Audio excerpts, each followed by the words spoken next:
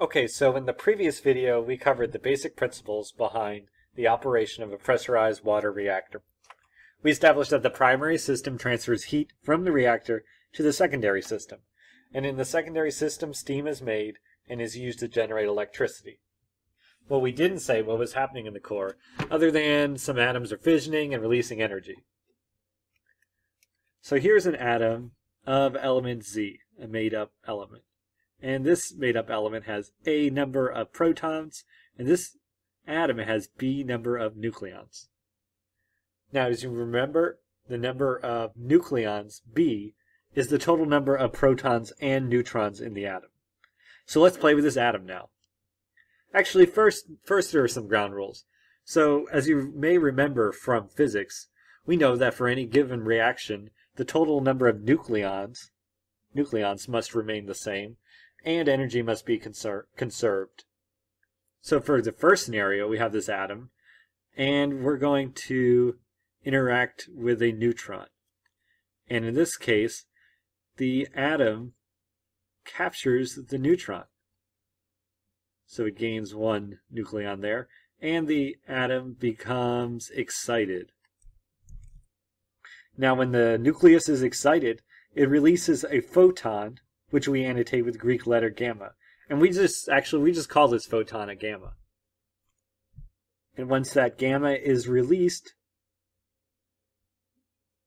the nucleus is no longer excited. Okay, so this release of the gamma here from this excited nucleus is known as gamma decay. And this entire interaction with the capture of a neutron is, called neutron capture. There we go. Oh, capture.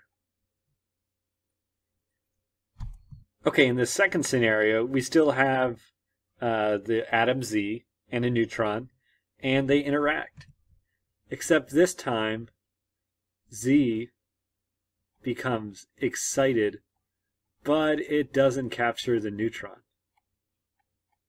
And we still get this gamma decay, and the neutron on the other side. It hasn't been captured. We call this interaction inelastic scattering. So a simple way of thinking of this is that you have the atom, it's hit by this neutron, the nucleus becomes excited, but it doesn't capture the neutron's just going to continue flying off. Meanwhile, this energy is released in the form of a gamma, and what remains for you is this atom Z here. Okay, so that was inelastic scattering. So in this third scenario, we still have the same basic setup, except this time, the atom is neither excited nor does it capture the neutron. And this we call elastic scattering. Alright, so what happened? Well, I just think of it as these two particles here interacting, but then they go their own separate way, each coming out with a different velocity than with which they started. Okay, so here's the final interaction I'm going to talk about in this video. So here we have uranium with 235 nucleons. We just simply call this uranium-235. The uranium-235 is struck by a neutron and captures the neutron, but results in a very unstable atom. So as a result, uranium breaks apart into these two daughter atoms, gives off 3 neutrons, and also releases 200 mega electron volts. And that, my friends, is fission.